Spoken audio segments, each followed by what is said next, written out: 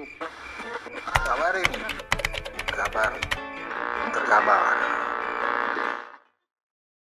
Biasanya ya para kuasa hukumnya, ketika melaporkan ke Polda Metro, Pak Jokowi membawa ijazah aslinya. Diserahkan. Berarti ada penyitaan. Sudah, saya kira Kalau disita. ada penyitaan, maka terhadap barang tersebut harus sudah dimintakan izin dari Ketua Pengadilan Negeri Jakarta Selatan. Berarti memang ada izin dari Ketua Pengadilan Negeri Pengadilan Selatan. Berarti sekarang ijazah Pak Jokowi yang asli di bawah penyitaan Polda Metro Jaya. Iya. Aslinya ya. Yang saya dengar kayak gitu. Saya kan nggak ngelihat ya. Itu tadi yang saya kan hanya pengamat, Pak, nggak ngikuti penyidik itu sehari-hari gitu. Enggak, Pak Solar, gini Pak, kalau saya tangkap tadi bukan hanya Bapak, bukan hanya pengamat, saya tahu saya juga staf ahli Bapak mungkin lebih mendalami masalah itu. Sebenarnya Bapak, bagi saya Bapak beda dengan pengamat Pak Susno Juwadi. Pak Susno Juwadi itu kan hanya pengamat dari pensiunan kepolisian, tapi Bapak selain pengamat juga salah seorang staf ahli kalau nggak salah di kepolisian. Saya penasihat ahli bukan. Penasihat ahli. Penasihat ahli tentu punya akses untuk mendapatkan informasi-informasi yang lebih akurat. Teman-teman, seperti yang sudah diperkirakan bahwa dengan penetapan status tersangka kepada para gerombolan penuduh ijazah palsu pasti akan diikuti oleh sebuah serangan balik. Ini sudah terjadi, baik yang dilakukan oleh gerombolan itu sendiri maupun orang-orang yang notabene adalah para pendukung mereka, maupun orang-orang yang juga memiliki kecondongan untuk mendukung mereka secara tersamar. Ini saya dapati antara lain dengan banyaknya pendapat orang-orang tersebut, seperti contohnya Jimli Asidik, Mahfud MD, dan yang terakhir Susno Duaji. Mau tidak mau saya bisa berpendapat bahwa mereka secara diam-diam menyokong trio teroris itu dengan statement mereka yang terakhir, terutama Susno Duaji. Untuk Susno Duaji saya sebetulnya juga tidak heran. Mungkin dia sedang melepaskan rasa empatinya pada gerombolan penuduh ijazah palsu, khususnya pada trio teroris.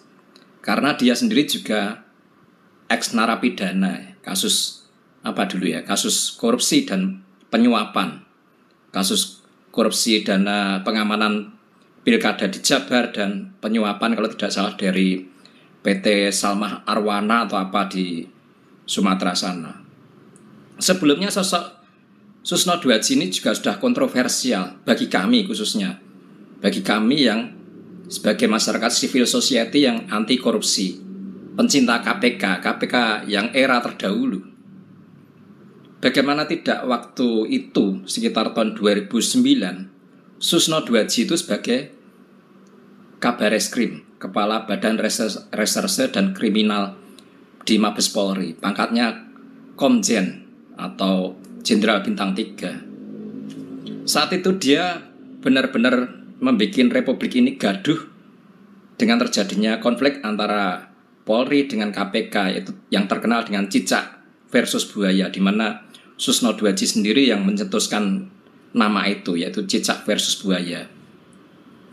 Kejadiannya bermula ketika KPK menyelidiki sejumlah kasus korupsi. Ada Bank Senturi, terus ada yang menyangkut Anggoro Wijaya dulu, PT Radiocom atau apa. Dan dari penyelidikan KPK, mereka kemudian mengarah ke sejumlah petinggi Polri, salah satunya yaitu Susno Duaji, di mana saat itu dia disadap dan memang KPK memiliki bukti percakapan antara Susno Duaji dengan Anggoro Wijaya kalau nggak salah, punya percakapan, bukti dan dugaan suap. Mengetahui bahwa dirinya dibidik oleh KPK dan disadap oleh KPK, Susno Duaji kemudian marah besar. Di depan media dia mengatakan bahwa seolah-olah KPK jangan main-main, mereka hanya cicak sedangkan kami buaya, kira-kira begitulah. Maka kemudian tidak selang lama dua komisioner KPK, dua pimpinan KPK dijadikan tersangka dengan tuduhan penyalahgunaan wewenang. Nampaknya saat itu Susno mendahului KPK. Daripada dia kedahuluan dijadikan tersangka oleh KPK, dia mendahului. Maka gemparlah seluruh republik ini dengan kriminalisasi yang menimpa dua pimpinan KPK itu, Bibit Samatrianto dan Chandra M. Hamzah. Mereka dijadikan tersangka, bahkan ditahan. Civil society bergerak dari mahasiswa, kalangan pegiat anti korupsi, akademisi, tokoh-tokoh nasional, semua bergerak dengan satu seruan save KPK melawan buaya. Dalam hal ini Susno menganalogikan dirinya dan jajarannya sebagai buaya. Save KPK melawan buaya. Masalah menjadi besar. Kemudian Presiden SBY waktu itu turun tangan membentuk tim 8 yang kemudian akhirnya Chandra M. Hamzah dan Bibit Samatrianto sebagai pimpinan KPK dibebaskan. At NIE, learning doesn't stop. Whether you're an educator or a professional, ujung-ujungnya si Susno sendiri yang kemudian ditahan oleh institusinya, yaitu kepolisian, dengan dugaan korupsi waktu itu, korupsi dan suap, korupsi dana pengamanan Pilkada Jawa Barat dan suap dari PT Salmah Arwana atau apa kalau nggak salah. Dia kemudian dijebloskan dalam penjara dan divonis beberapa tahun. Kemudian setelah keluar dari penjara, dia kayaknya terus menjadi petani sampai sekarang atau apalah seperti itu. Itulah catatan buruk dari Susno. Jadi ya saya tidak heran kalau sekarang dia berpendapat seperti itu. Karena dia sendiri juga memiliki catatan kelam. Meskipun saya pribadi tidak dalam kapasitas dendam, saya tidak punya dendam terhadap semua. Tapi patut diingat bahwa Susno itu punya catatan kelam di bidang hukum. Jadi selayaknya memang tidak diberi ruang untuk berpendapat masalah hukum. Seperti dalam perkara tuduhan ijazah palsu ini. Salah orang kalau menjadikan dia rujukan sebagai pengamat hukum atau orang yang bisa berpendapat sebagai orang yang bisa berpendapat memberikan pendapatnya dalam sisi hukum. Ini salah karena dia sendiri dulu punya catatan buruk di bidang hukum.